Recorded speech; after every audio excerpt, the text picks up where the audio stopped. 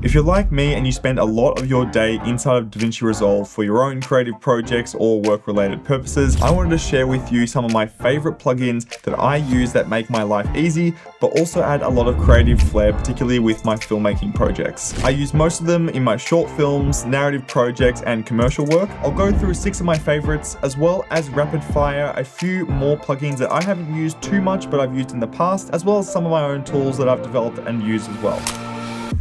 Firstly, Lens Node. Lens Node is one of my favorite new plugins of 2026 as it enables you to add a vintage lens look to your existing footage without necessarily having to shoot with vintage lenses. To show you what that looks like, jumping into Resolve here, if I open up the effects panel and I'll type in Lens Node, but what I can do is drag the lens node from Node Mill on top in the last node here. I'll call this node Lens Node. And as you can see, it's already done a pretty substantial change to the image as well. It's darkened it up a whole lot if I just do that.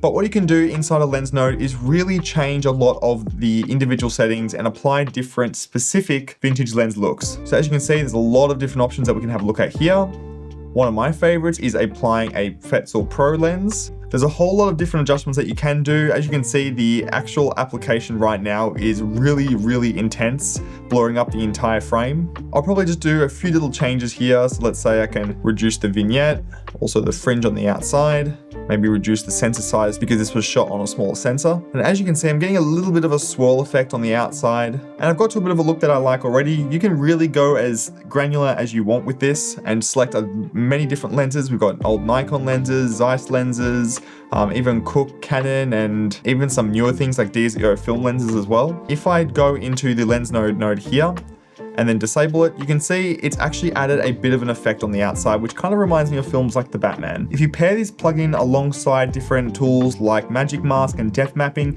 you can really apply a vintage lens look of your choosing to specific areas of an image to really make it look like that you've shot your footage on that vintage lens. Okay, time for plugin number 2, and that is DCTL Tetra. So DCTL Tetra, or at least the one that I use, is an open source free plugin that enables you to specifically adjust colors according to their hue value. As you can see, you get a really nice long list of all these different colors and their associations with other variables that you want to change. So for example, as you can see here, a lot of the smoke in this image is quite blue. But let's say if I wanted to change that to a green, I can kind of identify by going into the color warper here and have a look and see, yep, this is looking a bit like in the cyan/green area. So I can go over to my cyan and green into my DCTL Tetra and just drag cyan to green a little bit towards the green. And as you can see, it's attacking all of the cyan areas to green, and then I can bring it back down or make it purple. What's really important is that you have to do this quite subtly, but so cool to have a free plugin like this. Again, if it's not just the cyan and green values, I can have a look at the orange area of the car here. I can change the color to the Porsche, just making it red like that. And in combination with the green area, so if I bring that to more green, I'll go zoom out. This is obviously very pushed, but you get the idea. So if you do want to change hues really quickly, this is a great way to do it with DCTL Tetra. Let's move over to sound, and that's why I wanted to share one of my favorite sound effects plugins that makes sound design so much fun and really easy, and that's Soundly. Now Soundly is an external plugin that works in conjunction with Davinci Resolve, and the way it works I think is absolutely awesome. I'm not a huge fan of sound design, particularly because I find the whole process really finicky, I guess you could say, but this makes it super enjoyable. What enables you to do is search up sound effects. So let's say if I do car engine, you can see there's a lot of car engines here. These are all the free sound effects, but the ones that are grayed out are the sound effects that are available in the paid version. Is that you can grab a sound like this one, select the area of the sound that I want, and just drag and drop it inside of Davinci Resolve. Now this is a separate window, Soundly is, and it's not actually in Davinci Resolve, but it works in the drag and drop function and then creates a file type, as you can see just here, which you can then map to a particular area in your Finder browser. You can just drag and drop straight from the Soundly library. Audio is today's video sponsor, and I wanted to share with you not only how awesome their incredible library is, but a new feature inside of Audio called Hans 2. It's a really cool assistant inside of Audio that makes it really easy and a lot more enjoyable to find the song that you're looking for. So for example, if I want to find a track that is, let's say, a moody, dark, gritty track to accompany my space age desert adventure. I'm not totally trying to make Dune Part 3 here. And it's come up with a few tracks that we can have a listen to and see. Okay, that's interesting. We can have a listen to some other tracks as well. Now what's really cool is that it's not just text prompting that you can use to search up different things inside of audio using Hans, but you can actually input things like images and tell Hans to find some audio that sounds like this. This image is just a picture of the car park. So I've got some tracks here based on the image and the audio, and things like this could definitely work. And if you like it, you can get 70% off your first year of Audio Pro, so you can check out Hans for yourself. So thanks again for Audio for sponsoring this video.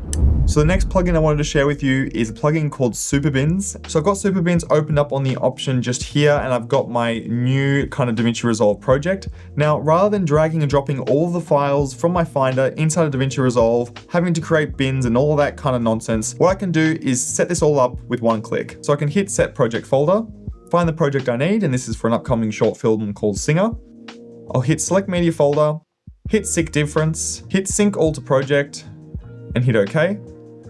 And now, as you can see on the top left-hand corner, the Superbins platform is scanning all the files that are inside of that project folder and then adding everything inside of specific individual bins, all organized and sorted the way that I've file structured inside of Finder, straight into my Davinci Resolve project. So as you can see here, I've got all of my footage automatically synced inside of Davinci Resolve, and I haven't touched Finder or dragged and dropped anything. But one of the coolest things about Superbins is that if I open up the Finder folder for the project that this one is in, and I grab a new file, for example, there's this graded test shot that I have here called 911E Singer.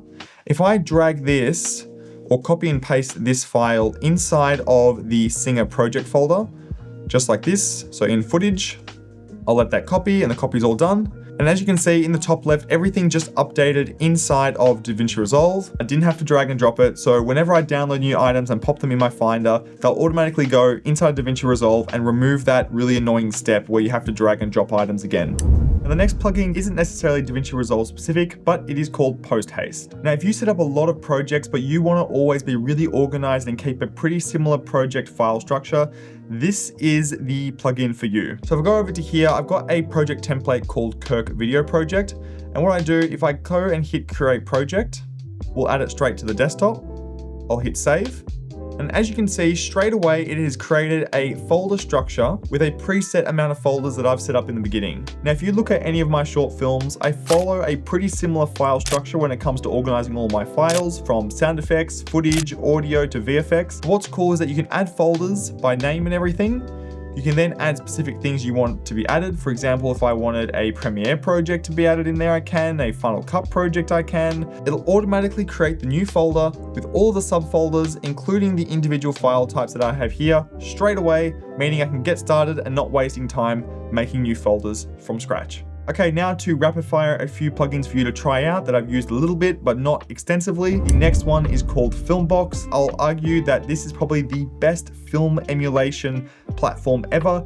It does get very expensive. For example, the perpetual license is around about $1,000 US, which is crazy expensive. They also have a new plugin called Filmbox Looks, which again is still expensive, but enables you to get a film look on your image that you can use too. And finally, the last two, which I'm going to self-plug my own things. Number one are my film titles. If you want to get vintage looking film titles that blend in with your film grain and everything like that, and have chromatic aberration and grain and texture and everything, it doesn't just look like clean text, I'll leave that link in the description below for you to try out, as well as my free keyboard shortcuts that I use that really speed up my editing. I'll leave those in the description for you to check too.